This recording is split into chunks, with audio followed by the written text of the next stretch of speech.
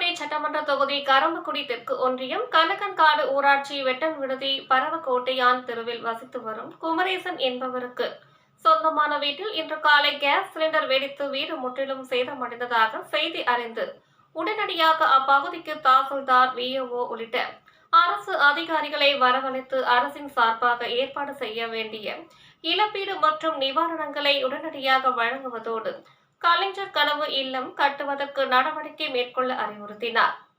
புதுக்கோட்டை சட்டமன்ற உறுப்பினர் டாக்டர் முத்துராஜா மேலும் பாதிப்புக்கு உள்ளானவர்களுக்கு நிவாரணப் பொருட்கள் மற்றும் நிவாரண நிதி வழங்கியதோடு தீ விபத்தில் பாதிப்படைந்து ஆலங்குடி அரசு மருத்துவமனையில் சிகிச்சை பெற்று வரும் பெண்மணியை நேரில் சென்று சந்தித்து நலம் விசாரித்து ஆறுதல் கூறினார் புதுக்கோட்டை எம்எல்ஏ டாக்டர் முத்துராஜா.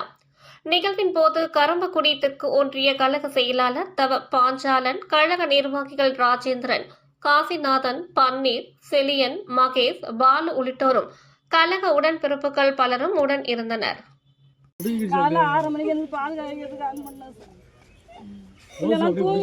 தூக்கி அந்த காப்பாற்றுறது பெரிய பாடா போச்சு. எதுவுமே எடுக்கல சார்.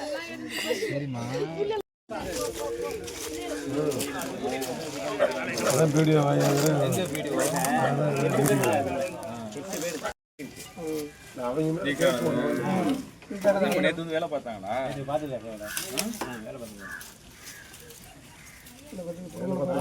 எது கழுகுற?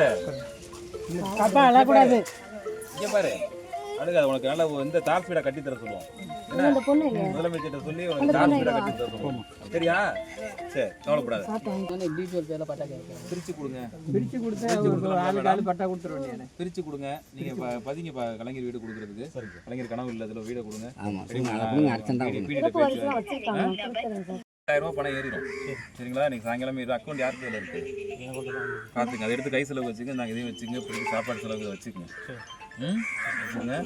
அடுத்தடுத்து பட்டாக்கு வீட்டுக்குலாம் நான் என்ன பண்ணுமோ லோக்கல் கட்சிக்காரங்க அவங்கள சொல்லுங்க, பண்ணி மேடம். முதல்ல அந்த பட்டாக்கு சொல்லி முடிச்சதுக்கப்புறம் வணக்கம், எம்எல்ஏ பேசுறேன். இந்த இப்போ வீடு எரிஞ்சு போச்சு ஒருத்தவங்களுக்கு. அது கூட்டுப்பட்டாளர் இருக்குது. அண்ணன் தம்பி 2 பேரும் பிரித்து தர சொல்லி தாசில்தார் சொல்லியிருக்கேன். 2 பேரும் பிரித்து தர சொல்கிறேன். கொஞ்சம் கலைஞர் வீட்டில் எழுதிருங்க. கலைஞர் கனவு இல்லம் அனுப்பி விடுங்க. நான் பீடிட்டு நான் பேசுகிறேன்.